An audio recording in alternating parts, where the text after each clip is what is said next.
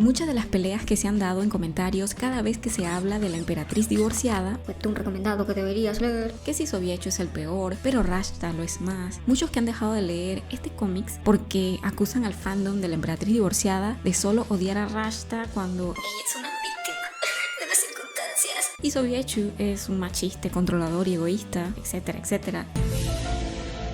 Tanto el emperador como Rashta son detestables y han causado daños y han herido a muchas personas. Ninguno es mejor que el otro, pero la intensidad con la que han actuado hace que se odie más a uno que a otro. En el video de hoy te muestro mi análisis sobre el pasado y el presente de estos dos, mostrándote razones por las que Rashta es más odiada que Sobiechu.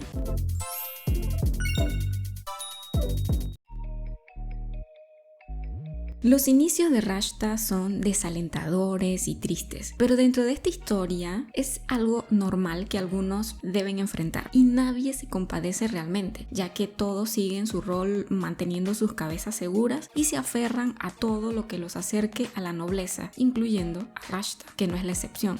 Hasta el episodio 107 no se desarrolla el pasado de Rashta y las cosas desagradables que quizás tuvo que vivir. Lo único conocido es el amorío que tuvo con el padre de su primer hijo, el cual, como dije, mantuvo su cabeza segura y dejó de lado a Rashta, algo que probablemente terminó por causar más traumas emocionales que desencadenaron una ambición desmedida en el caso de Rashta.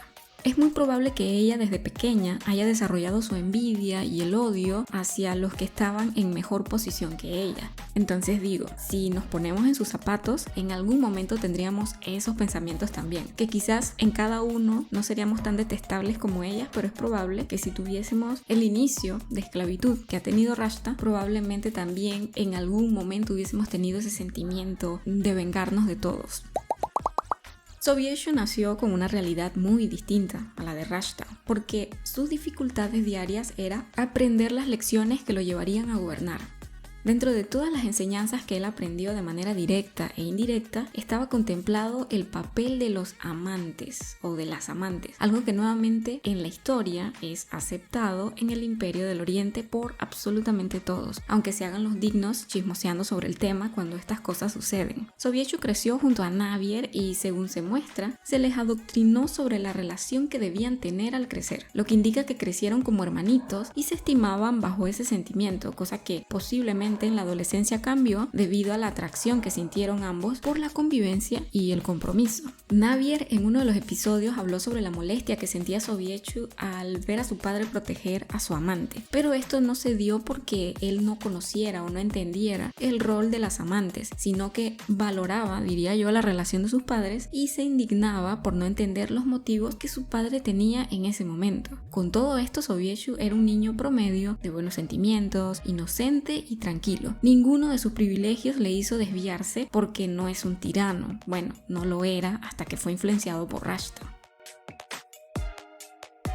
Aunque en el pasado parecía que la vida de Rashta seguiría siendo miserable por siempre, de alguna manera y por suerte, su vida tomó otro rumbo. El problema comenzó cuando la situación de Rashta cambió, pero esta situación no logró cambiar los sentimientos de Rashta, ya que sin importar lo bueno que fue conocer al emperador, para ella no fue suficiente solo tener el título de amante y ya no ser esclava. Rashta, motivada por su ambición desmedida, envidia, daña y tortura, usando la tristeza y la amabilidad, manipulando todo lo que pueda a su alrededor. Es malintencionada y absurdamente egoísta. El deseo que ella tiene por ocupar el puesto de Navier no tiene nada que ver con el emperador, porque lo que Rashta desea es la grandeza de ser adorada, amada, deseada, respetada y envidiada por todos, pero sin esforzarse. Aunque creo que en su caso ningún esfuerzo en esta historia cambiaría el hecho de ser esclava.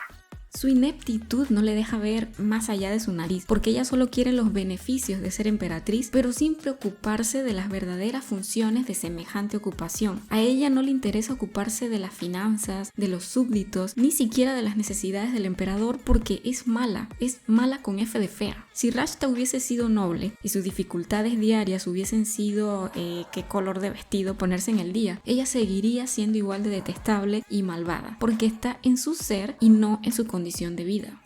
Por otro lado, Sobieshu y Navier desde el comienzo no estaban seguros si se amaban o no, porque esta pregunta se la hizo Navier cuando se enteró del amante de Sobieshu. Con esto digo que es posible que él viera a Navier como la protagonista de un matrimonio por conveniencia. Y te preguntarás, ¿y eso qué, recién llegada? ¿Qué tiene que ver? Bueno, el tema es que es posible que cuando Sobieshu conoció a Rashta, quizás se enamoró así a primera vista al ver, porque Rashta pues no es fea. Y cuando Sobieshu se enamoró de Rashta o se ilusionó con ella, él veía a Navier como un tema más de sus funciones como emperador. Es por eso que después se comporta de manera posesiva con Navier, porque él la ve como un objeto más bajo su control. Nunca ha pensado en ella con amor. Es que creo que ni siquiera Navier, por eso también a ella le llama la atención Henry, porque ellos están juntos, tanto Sobieshu como Navier, por un tema de conveniencia. Y esto lo digo porque muchos creen de que Navier y Sobieshu se amaban, pero yo creo que no, ni siquiera estaban enterados si en verdad era cariño por siempre estar juntos o amor real, que creo que no existía. Con todo esto, Sobieshu conserva su esencia del pasado y como emperador es respetado al igual que Navier. El problema de todo esto es que es ingenuo, manipulable, egocéntrico y muchas veces tonto. Al ser así, es obvio que alguien como Rashta lo tendría comiendo de su mano en cuestión de segundos, porque en el caso de Sobieshu se le enseñó que tener amantes está bien y que esto no supondría un daño a su relación con Navier. Él actuó pensando que Navier iba a entender porque es la emperatriz y no tenía por qué molestar porque fue lo que les enseñaron a los dos desde niños, y eso solo resalta su ingenuidad, en donde sus funciones pasan por encima de los sentimientos de Navier. Sobieshu peca de ingenuo y en algunas ocasiones es egocéntrico porque no quiere que Navier tenga amantes o que actúe bajo los mismos preceptos que él porque es posesivo. Fue lo que le inculcaron. Para él, la emperatriz es un objeto más que él puede usar a su antojo. Por eso piensa en ella como una pieza que tira y recoge cuando quiere. Lo que quiero decir con todo esto es que en el caso de él, al hacerle daño a Navier lo hizo de una manera ingenua pensando que no había problema con lo que estaba haciendo. Pero en el caso del presente de Rashta vemos que es distinto, porque ella, al tener la opción de ya no tener ese rol de esclava, utiliza todo lo que tiene a su favor para conseguir más y más, dañando a quien sea a su paso. Creo que hasta este punto es entendible por qué uno es más odiado que el otro.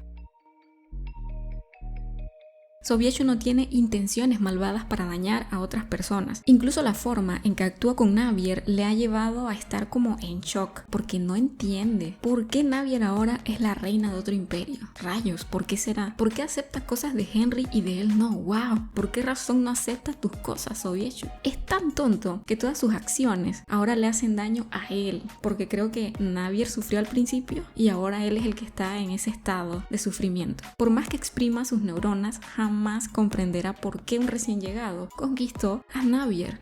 Ahí se entiende lo tonto que es, ¿verdad?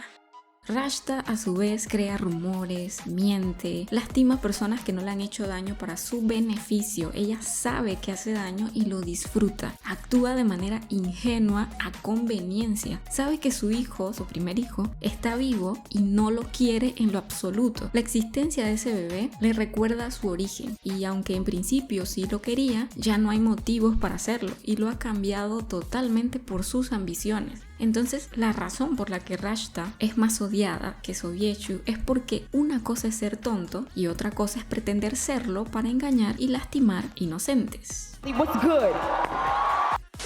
Hasta aquí el video de hoy. No te vayas sin antes darle me gusta y dejar tu opinión en los comentarios. No olvides suscribirte porque en este canal estaré subiendo análisis, comentarios, opiniones, tops y ediciones de YouTube Shorts sobre cómics publicados en Webtoon, además de animes y series adaptadas. Recuerda activar todas las notificaciones para que puedas ver los videos en estreno. Gracias por ver este video.